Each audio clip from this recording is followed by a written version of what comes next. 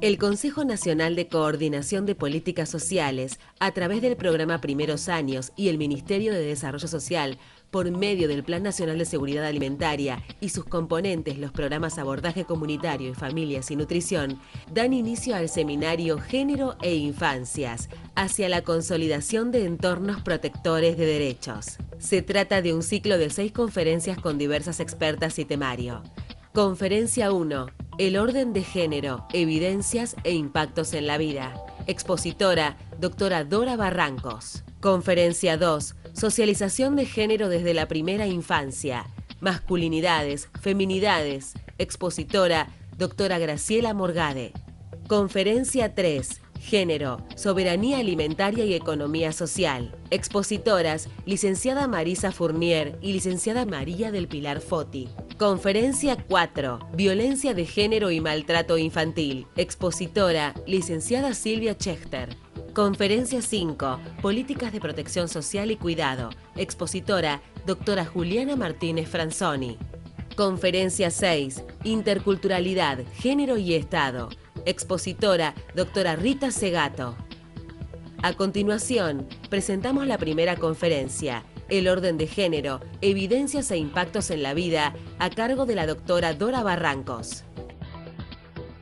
Muy buenos días a todas y a los toditos que están por ahí. Muchísimas gracias a las queridas amigas, compañeras, colegas de tantas aventuras con relación a la Agencia de Derechos de las Mujeres de nuestro país, a los ámbitos ministeriales, a la pluralidad de ministerios, que es una especie de consagración de lo que ya se ha venido reclamando, no solamente en foros internacionales, la idea de Mince, la idea de que el Estado tiene que tomar estas cuestiones de manera completamente transversal y no hacerlas ocasionales. Quería dividir la charla entonces en 3 momentos. Uno que me parece, para mi criterio de vieja pedagoga en estos temas, fundamental, y es diseñar un poco desde dónde y cómo arranca la construcción patriarcal. Una segunda parte que estará destinada más o menos a ver cómo comenzó la Agencia de Derechos de las Mujeres y sobre todo lo que ocurrió en los años 60 y 70 con el feminismo internacional y nacional. Y por último, describir así muy rápidamente, de manera sucinta, el enorme manojo de leyes conquistadas especialmente a partir de la reapertura democrática y es muy significativamente en los últimos años, circunstancias que coloca a la Argentina entre los países de mayor conquista de derecho formal en América Latina. Las relaciones de género son relaciones fundantes, no son relaciones colaterales, no son relaciones que puedan ser un vicio demográfico, no son relaciones que tienen una circunstancia que podría ser del paisaje social eventual. Las relaciones de género se constituyen con las habilitaciones históricas del desarrollo de lo que es la especie humana. Es la crucialidad de los vínculos entre varones y mujeres que no han sido siempre los mismos. Allá lejos y hace tiempo, la sociedad humana constituyó el patriarcado. Es muy probable que eso no existiera durante el primer transcurso evolutivo de nuestras capacidades ya como humanos y como humanas. Es muy probable que la gran revolución aconteciera, esto es, la gran revolución retractiva, que significaron relaciones jerarquizadas entre los sexos, debió haber ocurrido, creemos hoy, la historiografía enorme que tenemos nos dispensa gran cantidad de información sobre esto. Es muy probable que eso ocurriera en el dramático ciclo plurisecular que llamamos revolución agrícola, que no tiene nada que ver con las revoluciones agrarias contemporáneas, ni con la 52 de Bolivia, ni con la revolución... No. Es una larga revolución que se produce en el Neolítico, después de la glaciación, entre 9.000 y 10.000 años atrás, en que nuestra actividad humana en realidad se pone definitivamente de pie. Los seres humanos pasan del estado nómade a un estado sedentario, hemos bajado de los árboles, habitamos cuevas y sobre todo habitamos algunos terrenos fértiles al lado de los ríos, y luego de cazar y pescar y pescar y pescar, ha habido una habilitación para saber que algunas cosas que están allí en la naturaleza, que son semillas o simientes, o se plantan, y se espera un tiempo y brotan plantas. Entonces ahí viene una experiencia notable. Antes, para cazar y pescar, no se encuentran diferenciales de género. No se los encuentran. Las mujeres salen a cazar exactamente como los varones. El periodo intergenésico, tremendo, porque, atención, recién la condición humana está sabiendo que la cópula rinde fecundidad. Hasta ese momento no se sabía. Es decir, qué suerte teníamos las mujeres con ese misterio de que parecía que éramos autoproductivas. Y entonces, Manon era así, y ahí está un primer dislate cometido por nosotras, y fue darles noticias de que en realidad, después del acto sexual, lo que venía era la reproducción. Es este momento del Neolítico, entonces, donde hay radicación en un lugar, donde se abandona la caza y la pesca ya con una cierta autorización de varones, y donde el cuidado peridoméstico, por así llamar a un lugar en que todavía no existe ni la idea de doméstico, peridoméstico, público y privado, que esas son nociones completamente recientes, en ese lugar y de esas circunstancias se van a ocupar las mujeres. Esta es la primera dramática división del trabajo sexual. Henos aquí en el fondo del principio de una autorización para los varones y una desautorización, dado que las mujeres son las cuidadoras de esas simientes.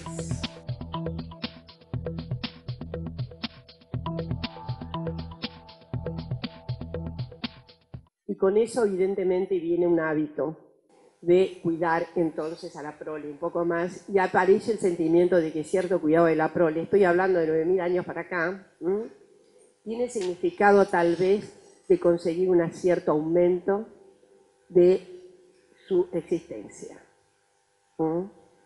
Es todo un aprendizaje de la humanidad. O sea, en el Neolítico tenemos la clave seguramente de la construcción patriarcal.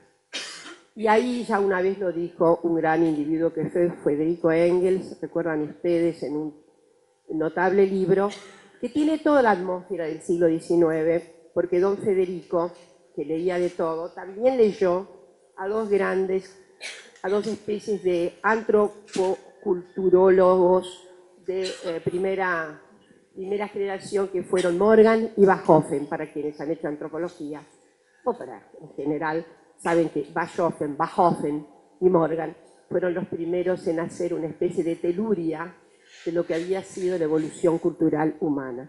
Y Bachofen se había entusiasmado muchísimo con una idea muy trajinada, pero lamento decirles a todas las congéneres que estaban absolutamente equivocadas. La idea de Bachofen y de Morgan, que de algún modo había copiado Federico Engels, tan estudioso como era la idea de un extenso, original matriarcado. Manon Evera. No existió nunca tal cosa. Y es muy probable, como dice Gerda Lerner, creo que la puse en la bibliografía, si no la apuntan, Gerda Lerner. Después de trabajar 12 años en un texto muy sofisticado que se llama El origen del patriarcado, nos vino a revelar lo que ya se sabía, porque no fue la única que lo dijo, es que en realidad el matriarcado no existió y que probablemente hay 3 lugares en el mundo donde se pudo investir una forma de poder en manos de mujeres. Esto era en el centro de África, de una comunidad, allá en el extremo oriente, arriba de la India, en un lugar determinado, por allí pequeño, y muy probablemente se dice en el oeste norteamericano, en el seno de una de las comunidades primitivas. y no más. No se ha reproducido para nada la condición de poder femenino. Esto es una gran fantasía del siglo XIX. Ahí voy a ligar por qué el patriarcado ha gozado de excelente salud, sobre todo porque el patriarcado es también, y eso es la clave de lectura de Engels, tiene muchísimo que ver con la creación de la propiedad. Ahí se han forzado los sentidos originales, más este nuevo. No es que la propiedad origina el patriarcado. Es el patriarcado el que da origen a la propiedad privada. Y esto origina la primera norma moral, las primeras normas morales, las primeras relaciones éticas. La moral y la ética es totalmente humana, no la busquen en la naturaleza porque la naturaleza no tiene nada que ver ni con la ética ni con la moral. Digo porque a veces a las mujeres parece que les viene un plasma histórico de comportarnos naturalmente. ¿Sí? Ser madres como manda la naturaleza. Miren, las madres naturales de la naturaleza son terribles. Así que mejor es tener nuestra ética de maternidad y no la ética que tienen las madres en la naturaleza. ¿Qué se debe una mujer? ¿Qué tiene que hacer una mujer? ¿Qué tiene que hacer un varón? Es patrocinio de género. Y viene desde la invención del patriarcado. A veces los patriarcas han sido más interesantes y a veces, obviamente, las sociedades han hecho un craquelé, se han desestructurado un poco y las mujeres han podido avanzar. Pero notablemente las relaciones jerarquizadas han permanecido transhistóricamente. O como dice Pierre Bourdieu, es extraordinario. Ustedes saben que él escribió un libro maravilloso que es justamente El orden masculino, Pierre Bourdieu, y el gran sociólogo francés, y dice, eso es lo más natural que ha pasado, creer que la historia es natural, creer que estos vínculos vienen, que son transhistóricos, siempre fueron así, pero no. Ha habido momentos en que las relaciones de género jerarquizadas se han, digamos, descuajaringado un poco. Pero lo notable, lo que sabemos, es que en épocas de evolución fragorosa para los varones, en donde hay unas rupturas sociales que le dan ciertos beneficios interesantes en orden a la individualidad, a cierto rescate de la posición de soberanos. Por señal vamos a mostrar los años del Renacimiento, y luego algunos momentos ahí. Sin embargo, esos momentos, como decía la Jones Cole, una gran historiadora americana, la pregunta era, ¿tuvieron renacimiento las mujeres? Era una pregunta ilocutiva, esto es, en la pregunta estaba la respuesta, no tuvieron. Quienes gozaron de ciertos beneficios de autonomía individual durante el Renacimiento fueron ellos, pero no ellas. Todo esto tiene que ver con las relaciones de género hoy. Entonces yo he dicho, voy a dejar ya el pasado, voy a meterme un poco más recientemente.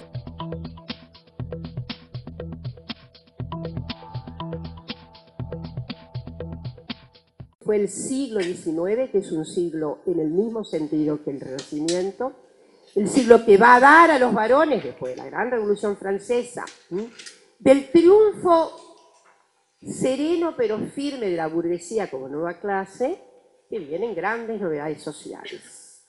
Y entre esas grandes novedades sociales fue de nuevo poner atrás, en el recero, en el quintal de la casa, sostener la idea de que las mujeres primero son menos inteligentes que los varones. Es un gran invento del siglo XIX.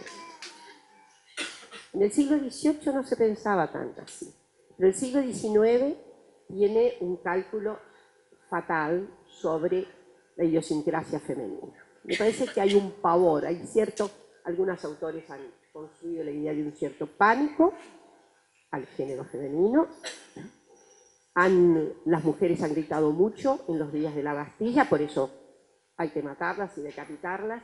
Y la solicitud de derechos iguales a los ciudadanos hecho por Olimpia de Gouges, significa que ha ido a parar al cadalso. Por lo tanto, el siglo XIX se abre muy mal para las mujeres. Se abre con la conquista de los códigos, y no solo el napoleónico, de 1804, que sujeta completamente las mujeres al poder patriarcal, a la tutoría del marido. Por lo tanto, nuestro Código Civil, 1869, puesto en vigencia en el 71, que ahora se va a modificar, es un código que es el copyright de esta codificación francesa, pero también prusiana. Prusia, que había sido un lugar notable de cierta evolución, sobre todo de la condición femenina, en la educación, debido a que el protestantismo luterano en la región prusiana había hecho equivalentes los fundamentos de la educación para varones y mujeres, porque recuerdan ustedes que lo que se debe hacer para salvar, que primero es la interpretación libre de la Biblia.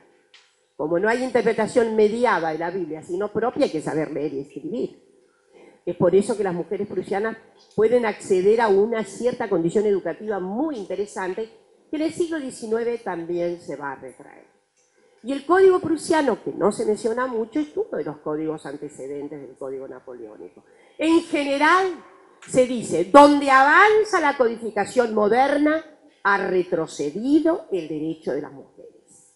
Las mujeres que podían comerciar en Bretaña, en la zona del Rin, en donde fuere, inclusive en nuestras comarcas, antes de la pragmática real, estoy pensando que ya la pragmática real viene para el siglo XIX, en realidad pueden comerciar, pero el Código Civil impide a las mujeres comerciar si no es con la autorización del marido. Les recuerdo esto porque es ayer nomás, es ayer. No pueden educarse, no pueden profesionalizarse sin la autorización del marido. No pueden gerenciar los bienes propios, los bienes de una. ¿Quién es el gerente de los bienes? El marido. En realidad, para las mujeres liberarse, la viudez era una buena salida. Toda casada estaba sujetada, toda. Por supuesto, fueron privadas de los derechos políticos, faltaba más, se los dieron a los varones. Es cierto que la gesta de los derechos políticos masculinos no fue de un día para otro, ¿no? Se establecen desde luego dentro de los parámetros liberales y sobre todo gracias a la Revolución Francesa, pero demoran en ponerse en ejecución, ¿no? Ahora bien, es un siglo donde las mujeres están condenadas a la atención del hogar. Están condenadas a casarse. Si se quedan solteras es su peligro. La expectativa para una mujer es casarse. Todavía, aunque está regente el amor romántico, se sigue casando durante la mayor parte del siglo XIX. Las familias eligen a los candidatos. Hay un problema, también eligen las madres a los candidatos. Las mujeres apegadas a la vida patriarcal y sostenidas en el sujetamiento patriarcal, como ustedes saben, podemos ser más patriarcas que un varón. Doy este aviso esta mañana porque no se crea que nuestra procura de derechos es porque somos más buenas y tenemos una idea beatífica del destino humano, de ninguna manera, porque si no el mundo estaría patas para arriba, y no es así. Por lo tanto, voy a ir rápido sobre esta cuestión del XIX, que es un siglo verdaderamente constrictor, que ha hecho la argamasa mayor del patriarcado bajo inclusive la moral sexual rígida impuesta por la burguesía. Si antes un conde o un duque permitía que sus hijas, su mujer, etcétera, etcétera, tuvieran cierta flexibilidad de trato,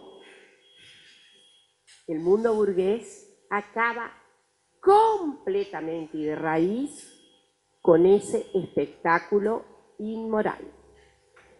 Y propone, obviamente, un rictus sexual notable que hace pensar, inclusive, que las mujeres están sexualmente anestesiadas y que el conocimiento sexual depende exclusivamente de cómo es de ninfómana alguien. Y así ese tipo de cuestiones. Y hasta fin del siglo, una figura como Krafft-Ebing, el famoso profesor de toda la psiquiatría y la psicología austroalemana, de la cual emerge Freud, felizmente para quebrar el paradigma, pero Krafft-Ebing, en ese libro extraordinario, muy divertido hoy, que se llama Psicopatía Sexuales, lo dijo todo en latín para que nadie entendiera que hablaba de coito, etcétera, etcétera, ¿no? Entonces, las relaciones sexuales son crípticas, no se pueden sino mencionar en latín. Entonces, él pensaba que una mujer, si era solamente, cuanto más cercana a la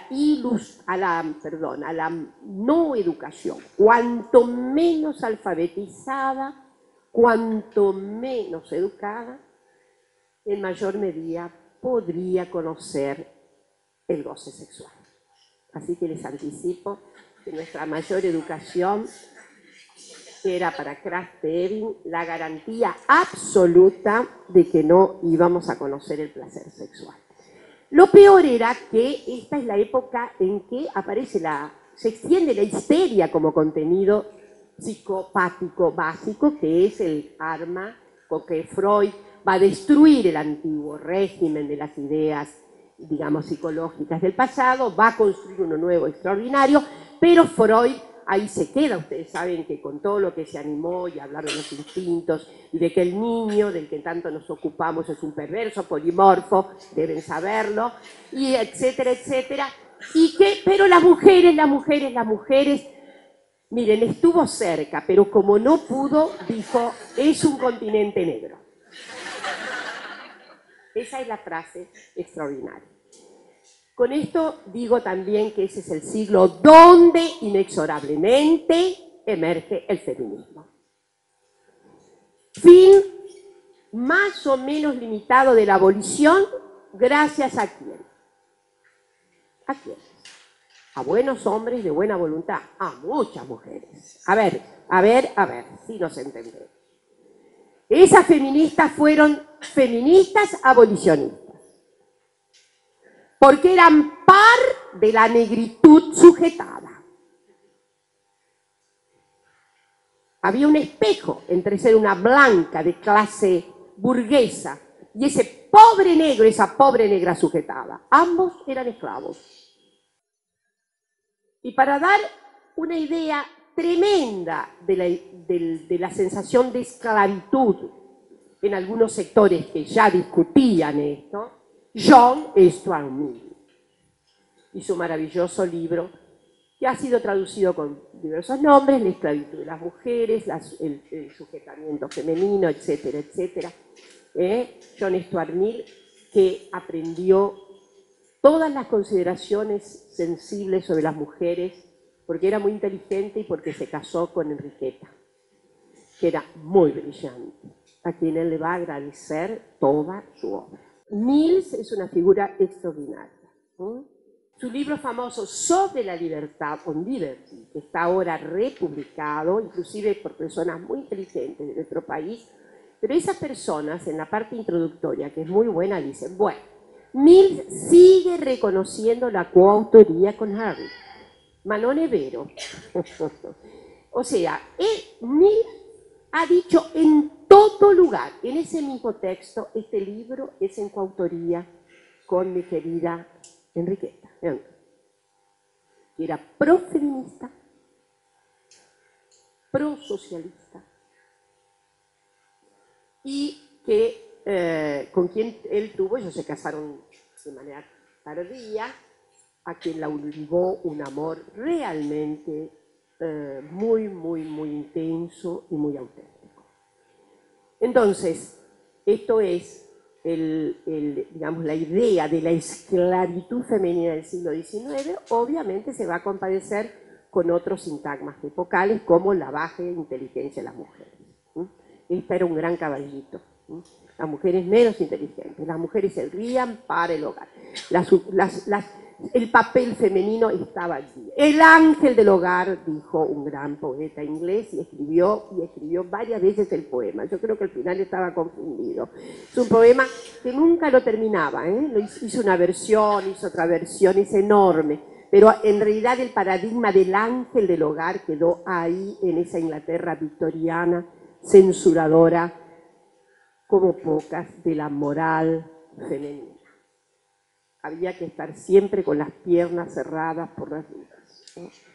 Entonces, es en ese ambiente que emerge esta corriente notable que es el feminismo. Pero no le tengan miedo.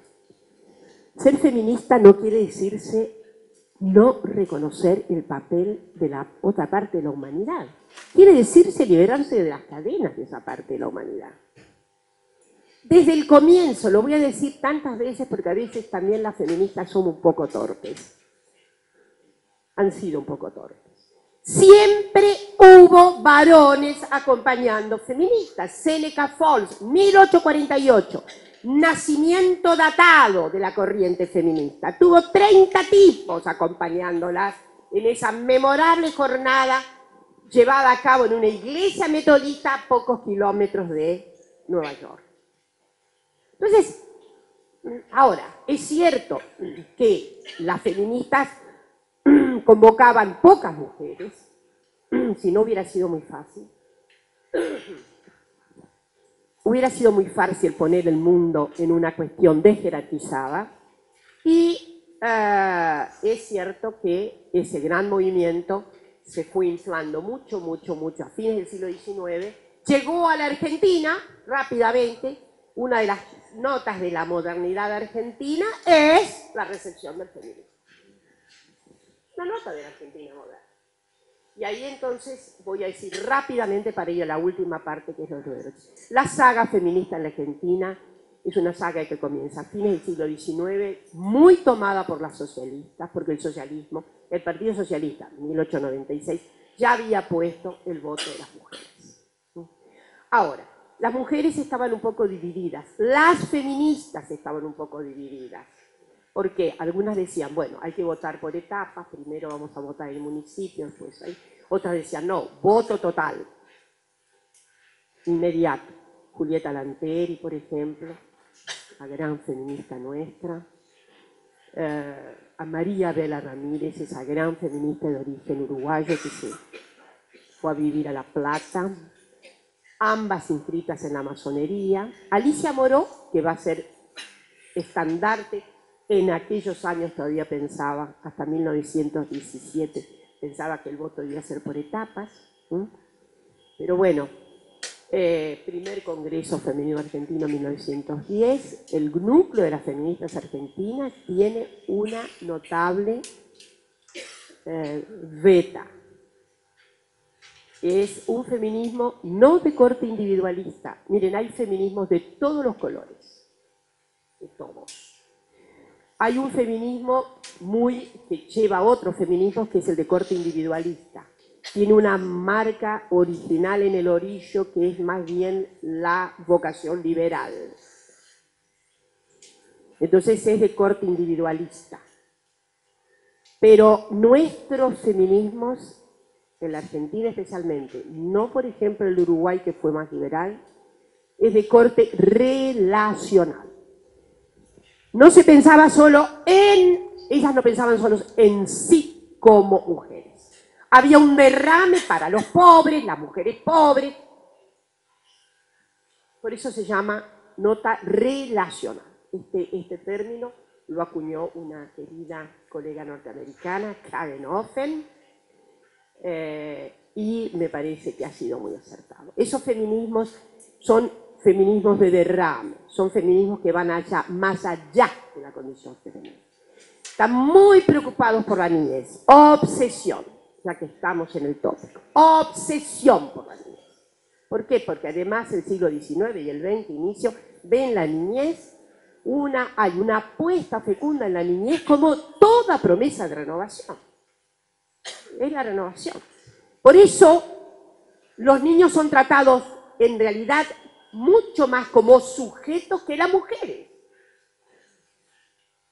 Si ustedes ven el Código Civil, el que estamos por superar, en relación a la niñez hay más derechos que en relación a las mujeres. Al final, el niño tenía un tutor, etcétera, podía hacer algunas cosas y se podría. Una mujer, no. Además venía un señor que le impedía. Si una mujer no tenía autorización, insisto, para educarse del marido, no se podía educar. Yo he tratado un caso dramático, ocurrido a fines del 19, inicios del 20, de Amelia Pelliza, que fue casada con el doctor Carlos Durán, lo conocen todos porque otra vez se trataron en el Hospital Durán. Bueno, en realidad el doctor Carlos Durán es un verdadero atropello a la razón de la condición humana igualitaria. Ese señor dejó a su mujer encerrada en casa. Era el médico de las familias y lleva su nombre porque él dejó el legado al hospital, por lo tanto hay que llamarlo. Pero la encerró. Amelia era la hija, era una nieta natural de Pueyrredón.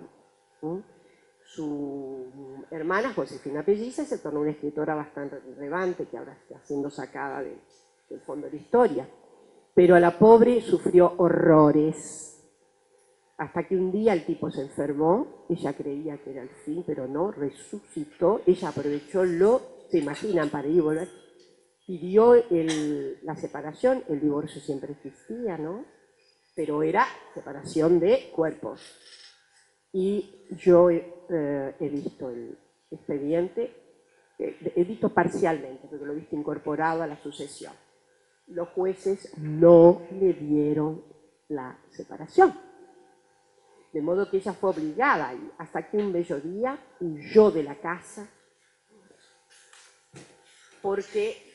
y cuando el señor murió, siendo que los gananciales es el único elemento positivo del viejo Código Civil. Nosotros en la Argentina, ahora va a ser modificado seguramente porque hay varias posibilidades, pero las mujeres se casan y no pactan ni ex ante ni ex post. Ganancial, si se separan, es para ambos. Se dividen en dos. Bueno, eso era lo que podía hacer, pero resulta que el señor, cuando murió, ella ya había huido felizmente, pudo entrar en el litigio para cobrar los gananciales y desde luego tuvo que negociar los gananciales. Pero Amelia debe haber dicho, me quedo con poco, pero tengo un cuarto propio, como diría la gran Virginia Woolf. Y sabemos que extinguió todo su dinero como debía, haciendo los viajes. Se gastó toda la plata en eso y la felicitamos de enorme corazón.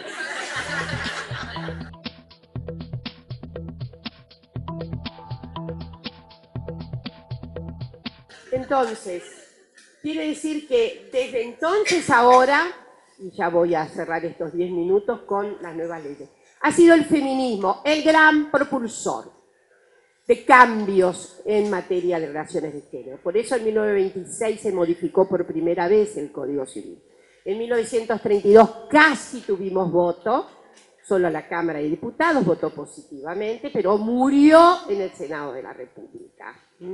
Tuvimos que esperar hasta 1947, que efectivamente cuando el peronismo llegó al poder, aunque ya estábamos con el Pacto de Chapultepec, unas exigencias internacionales, pero la fuerza que llevó a Perón Quijano había propuesto el voto de las mujeres. No era la única, pero estaba en el ambiente. Y efectivamente esto es posible en 1947, imposible no mencionar a Evita, a Eva Perón, esa figura excepcional, por donde se la mire, que además le había pedido al presidente de la Cámara que no tratara el proyecto sino a su regreso de Europa. Y tal lo que ocurrió. Algunas historiadoras habían dudado del papel de Evita en esto. pero yo no tengo la menor duda, aún porque el primer acto masivo de la nueva fuerza política y social, el peronismo, fue para apoyar el voto en la Plaza del Congreso en septiembre de 1947. El primer acto masivo después del gran 17 de octubre, que todavía no era el peronismo, es el pro-peronismo, perdón.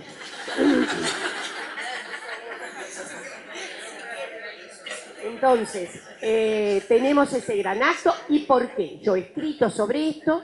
Yo creo que Evita dijo lo siguiente, con esa intuición extraordinaria. A esta película ya la puedo ver y no quiero que termine más, porque ella misma necesitaba, voy a usar la palabra que a mí no me gusta, empoderamiento. Ella necesitaba la total legitimidad formal de la ley. Y yo creo que en el fondo no confiaba demasiado en la bancada masculina y dijo, yo sigo de cerca este debate, porque de otra manera, y fue lo que hizo.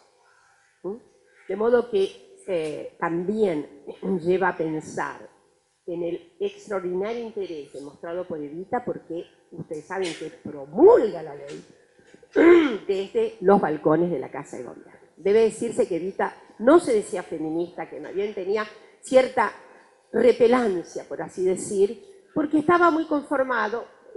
El general Perón a la época tenía también sus prevenciones, era al final un señor, un varón, y había algunas cosas, en La razón de mi vida se puede ver, ciertas prevenciones que no tenían mucho significado ya.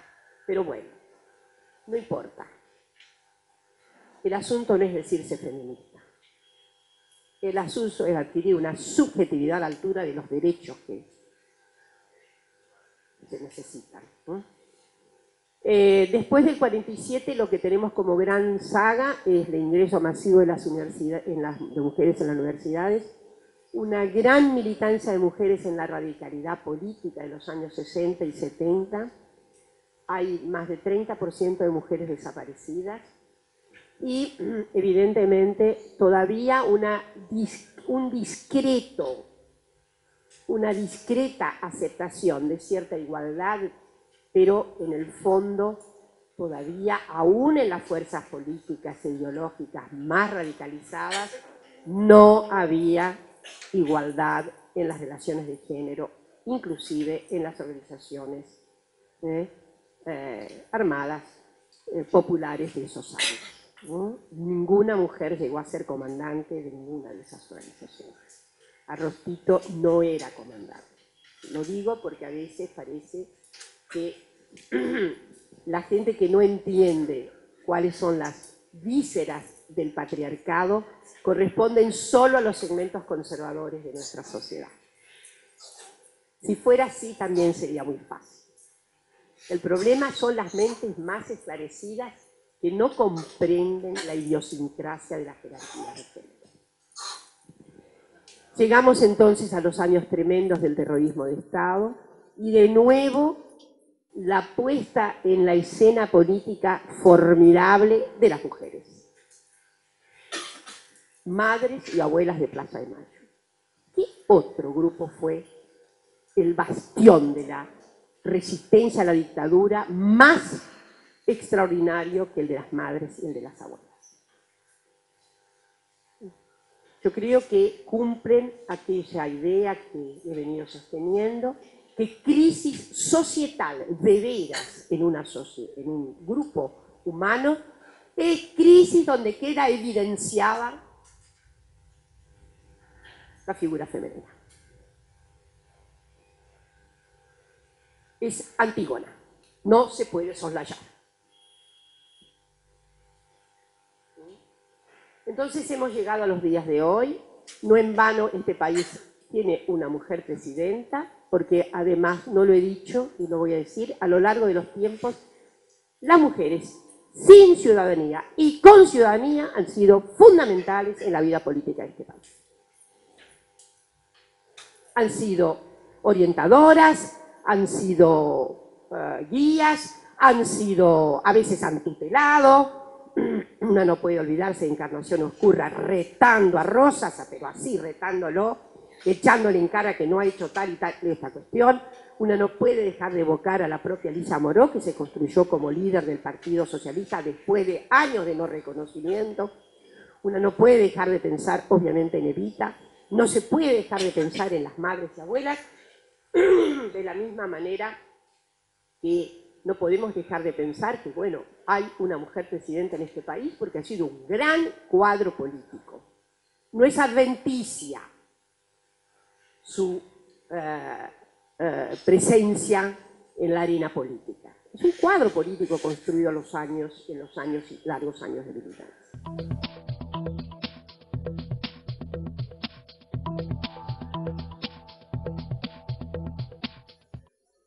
Entonces, luego del periodo democrático tenemos tanta renovación que, por un lado, el feminismo se reconstituyó notablemente. Las que veníamos del exilio, como es mi caso, nos tornamos con la democracia auténtica. Era una democracia que tenía que pensar básicamente en relaciones de clase y en relaciones entre mujeres y varones. Si no, no estamos hablando en serio. Y allí, evidentemente, se construyeron sentidos fundamentales en este país. La reforma del 94, gracias a que un grupo de feministas también estaba en la convención. Y la convención de la CEDAW, que es la gran convención contra todas las formas de discriminación de las mujeres, está en el plexo constitucional de nuestro país. Es la única constitución de las renovadas en América Latina. Hace poco se renovó Venezuela, Bolivia, Ecuador. Todas hacen mención a la equidad de género, etc. Pero nuestra Constitución tiene las convenciones en su plexo.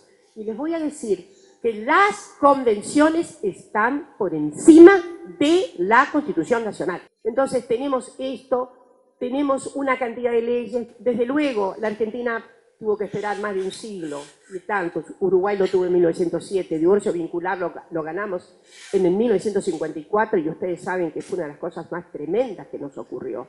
Vino la Revolución Libertadora y en unos meses, por un decreto, suspendió sine die la ley de divorcio vincular. Enorme violencia, enorme violencia. Suspender la ley de divorcio vincular. Tuvimos que esperar hasta después de vencida la dictadura, 1987, para el divorcio vincular. La ley, obviamente, de patria potestad compartida, las modificaciones en el Código Penal que han venido ocurriendo, la más reciente, la que incorpora femicidio. Yo sospecho que hay dos casos resonantes que van a las que se les va a aplicar la figura de feminicidio. Es decir, hay agravantes por la condición de género. Tenemos, desde luego, un conjunto de leyes que yo, para no, digamos, despistarme en el tiempo, quiero mencionar. La ley contra violencia de género, que es nada menos que nuestra ley 26, la última. Tuvimos una primera ley, la 26485, que fue reglamentada por un gran número de mujeres, en las que estamos algunas por acá. Es una ley importante, es una ley que, sin embargo, todavía espera algo, que es cuál es la sanción a los violentos en algunas cuestiones. Ya se sabe, cuando se mata una mujer, bueno, ya se sabe. Pero ¿qué hacemos con la violencia simbólica? ¿Qué hacemos con la violencia psicológica? ¿Qué hacemos con los conniventes con la violencia? Es una ley integral. Todas las instituciones del Estado participan de esa. Tenemos, obviamente, la ley tuvimos una mala ley de trata, flagelo que ha vuelto como si estuviéramos a inicios del siglo XIX. Tuvimos una mala ley de trata y tenemos una buena ley de trata en el 2012, una ley que realmente debe decirse, marca un hito en América Latina. Debemos lamentarla, todavía tenemos problemas en la reglamentación. Y me voy a referir, obviamente, a la ley de cupo, 1991, que fue un paso gigante, notable. Al principio algunas, no fue no fue la agencia total de todo el feminismo, fue un encuentro de mujeres que hubo, que salió, y que luego obviamente se acoplaron las diferentes manifestaciones feministas. Algunas mujeres no creían mucho en el cupo, pero yo les digo que gracias al cupo este país se tornó mucho más decente. Al poner ese piso de 30%, en algunos casos hemos tenido 40%, desde luego eso ha significado que la mayoría de las mujeres, aunque no se compadezcan con el feminismo, han actuado de manera sensible. Y eso se ha visto analizando, para un artículo que tengo que terminar, cómo votaron las mujeres con relación a la ley de matrimonio igualitario, nuestra notable ley, y la ley de identidad de género. La ley de identidad de género, notable, fue menos discutida que la ley de matrimonio igualitario. Claro, cuando vino matrimonio igualitario, que salió, ustedes saben que por muy pocos votos, pero ahí no más, pero que es una ley de enorme dignidad para este país. El antecedente nuestro en América Latina era la ley del DF y en el Uruguay. Pero nosotros tenemos, y hemos avanzado entonces de manera rotunda, también en materia de identidad de género el Uruguay ha avanzado, pero nuestra ley de identidad de género, ayer la ha vuelto a recorrer, es notable, es la mejor ley de lejos que hay en el planeta hoy día. Y eso me da un orgullo enorme, muy grande. He visto también con mucha conmoción, ya la vez pasada, cuando la propia presidenta, en aquel julio de 2012, entregó personalmente los documentos de identidad a las personas trans y les dio los documentos a los niños nacidos en hogares homoparentales, con comaternidad, sobre todo. Eso es un trazo notable. Y decirles que efectivamente, yo lo voy a decir, no tengo, siempre lo he dicho, mi manifestación debe ser muy auténtica hoy, nos faltan derechos. Un derecho fundamental que todavía no tenemos es que se respete nuestro derecho en el mercado laboral. El mercado laboral, los mercados laborales, porque el mercado laboral se difumina, mercado laboral en la universidad, una parroquia que toma a una joven como asistente, mercado laboral es la gran empresa multinacional, mercado laboral son estos ministerios, todo el mercado laboral es donde más se inflexionan los derechos de las mujeres. Mientras estamos hablando, seguramente muchas jóvenes que van a pedir un trabajo porque suenan que hay una vacante, un representante de la gerencia de personal o de relaciones humanas, o como se llame, o recursos humanos, perdón, le dice, ¿vos estás casada? ¿Tenés hijos? Pregunta ignominiosa, inconstitucional. Pero existe. Todavía el mercado se divide en blando y duro. Las partes más interesantes suelen ser duras. Y resulta que están todas, aunque se hayan feminizado, siguen ocupando varones. Esto es realmente, requiere una política pública muy audaz, muy terminante. Requiere que, por otra parte, el propio Ministerio Público actúe frente a la discriminación. No actúa frente a la discriminación con la misma fuerza que se debe tener en general a otras fórmulas discriminantes que existen. Y desde luego yo soy alguien que ha militado a favor de la despenalización del aborto y lo voy a seguir haciendo con enorme fuerza porque creo que nuestro primer derecho, nuestro derecho básico, el derecho con que se entendió la ley de identidad de género es mi cuerpo. Mi cuerpo es mío. En todo caso, yo puedo rendir con mi cuerpo autorizaciones o desautorizaciones a la filosofía que tengo, a la religión que pueda, pero es otra cosa. El plexo humano, social, total, no puede quedar adherido a mi principio filosófico o religioso. Y por otra parte, hay que tener idea de que esa integridad del cuerpo significa que la maternidad no es un destino, que el embarazo es una contingencia y que, ya que hablamos de infancia, solamente un acto de enorme amor puede, de enorme convicción sobre la producción efectiva del acto, una enorme convicción de amor sobre las criaturas que procreamos, son esas las únicas condiciones efectivamente para redundar en la idea de que procreación no es un destino, es un lazo inmensamente amoroso que requiere una profunda adhesión de quien efectivamente vive ese fenómeno maravilloso que es la maternidad. La maternidad no se consiente así. La maternidad es un sentimiento que debe ser profundamente buceado y que justamente para que haya una renovación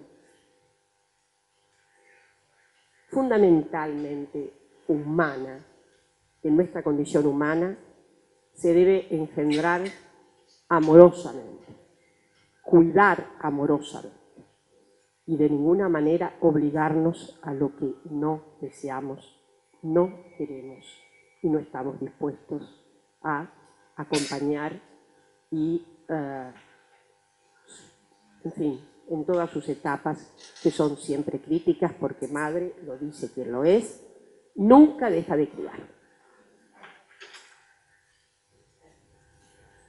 Por lo tanto, creo que entre los grandes compromisos de nuestra agencia hoy está justamente dignificar la vida.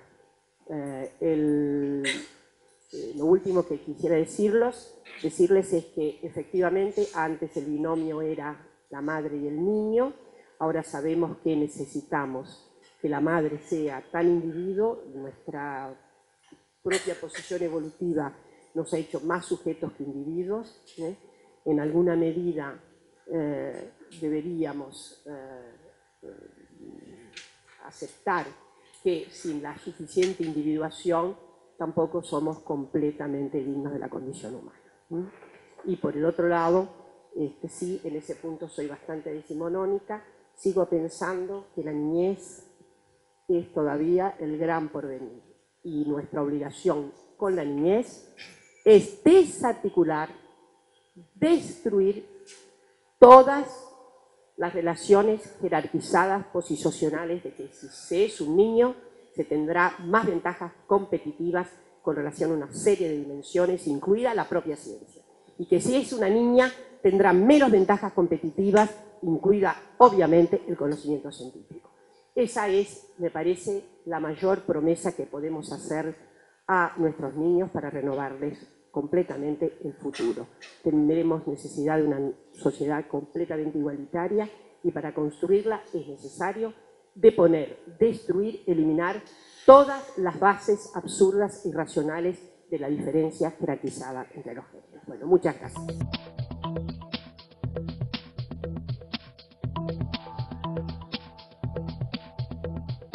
Alguien me pregunta, ¿hay investigaciones que den cuenta sobre si hay un índice de feminicidio mayor, ¿no?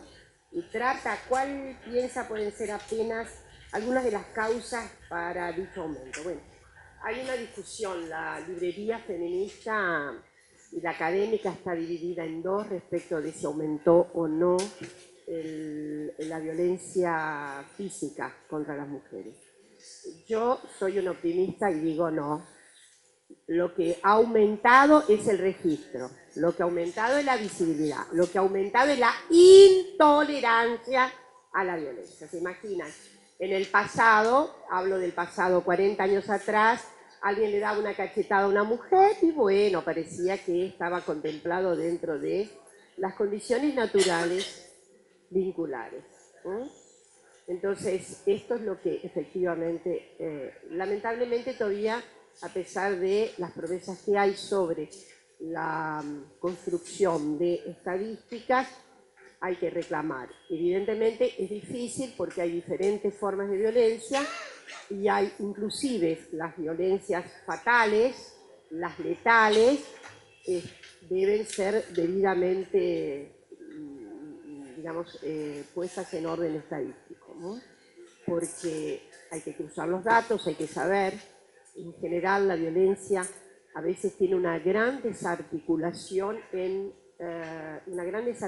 institucional, porque a veces se denuncia por acá, entonces eso muere por acá, se vuelve a denunciar por allá, a veces la gestión de la violencia no está, digo, la gestión de la denuncia a la violencia no está debidamente, ¿cómo diré?, sostenida por un programa que se pueda ver, que se pueda decir, a ver, aquí comenzó, acá está tenemos que pedir plataformas informáticas específicas para hacer constar la violencia. Sobre todo, bueno, la que es más fácil de constatar es la más monstruosa y es la que termina con la muerte de las personas. ¿Y cuáles pueden ser las causas?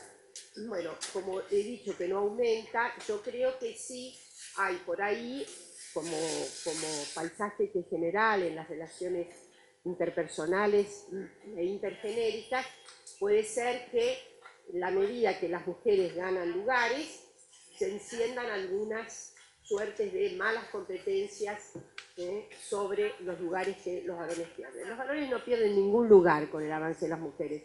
Esto lo queremos decir siempre.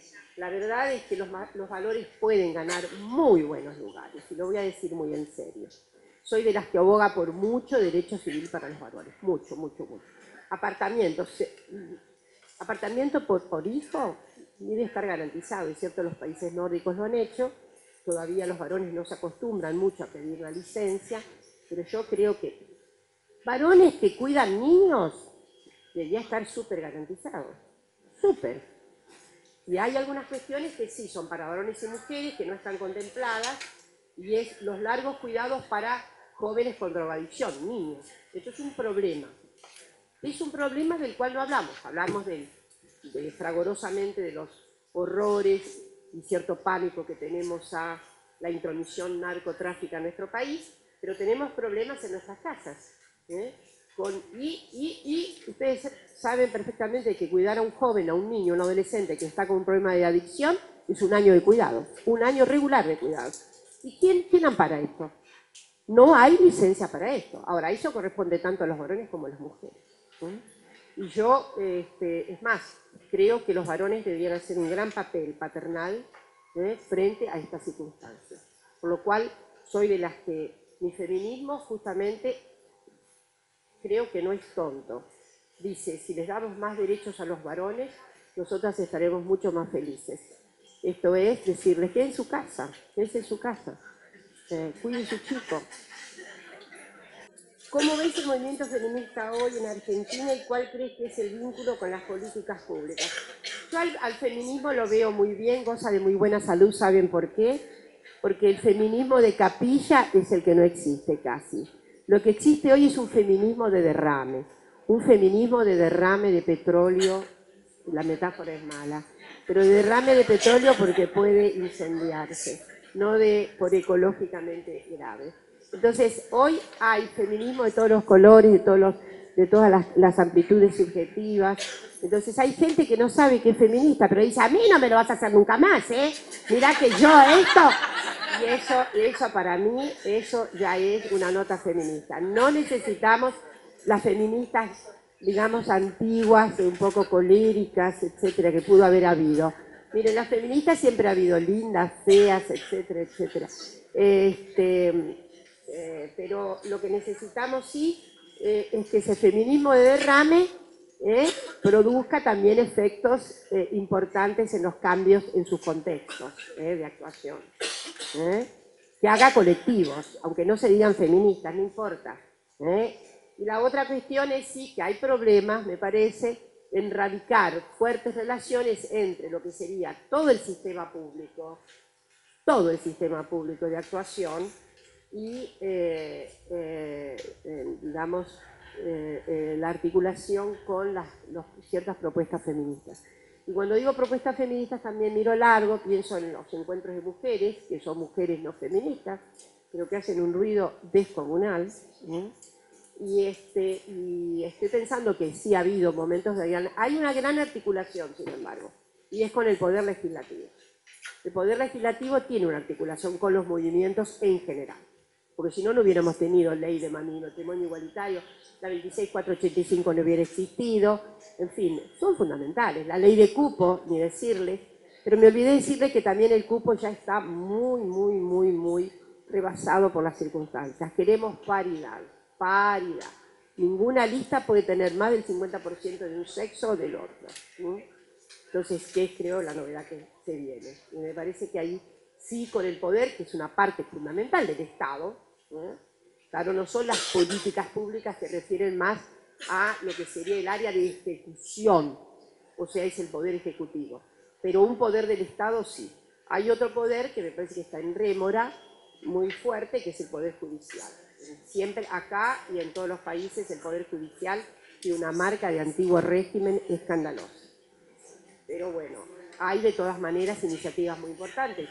Tanto la doctora Elena Haichon como la doctora Carmen Actibay, en las dos, ellos han creado tanto la Oficina de la Mujer, en el caso de Carmen, el cual yo he participado como instructora, y también el caso de Elena, que es la Oficina de Violencia. Lamentablemente es una oficina que recepciona violencia en el marco de la Ciudad de Buenos Aires. Esto es un problema. ¿Cuál es el rol del Consejo Nacional de Mujeres de la Ley contra todas las formas de violencia? Debería procurar con las mujeres en caso jurídicamente, sí. Bueno, esperamos que el Consejo Nacional de la Mujer realmente, ustedes saben que es el gran depósito para hacer cumplir la 26485. Estamos esperando el observatorio, estamos esperando una serie de medidas. Pero como yo soy una optimista y redenta, creo que sí, la verdad es que es el observatorio de la 26485, tiene facultad para pedir inclusive la solicitud de estadísticas, etcétera, desde lo más sustantivo hasta lo que parece menos sustantivo, pero que ayuda mucho. Tener buenas estadísticas es una herramienta fundamental. Y bueno, sí, creo que estamos, digamos, en el orden de una expectativa de actuación a la altura de lo que solicita la 26485, entre otras. Las culturas originarias, ¿cómo trabaja la cuestión de género? ¿O cómo lo deberíamos? Las culturas originarias tienen los mismos problemas de género que cualquier cultura humana. Nadie es perfecto en la materia. Y lo digo con enorme solidaridad por todas las mujeres de los pueblos originarios que han sido también humilladas, desrespetadas, a veces le propinan palizas, y no hay ninguna fórmula que permita decir que es digno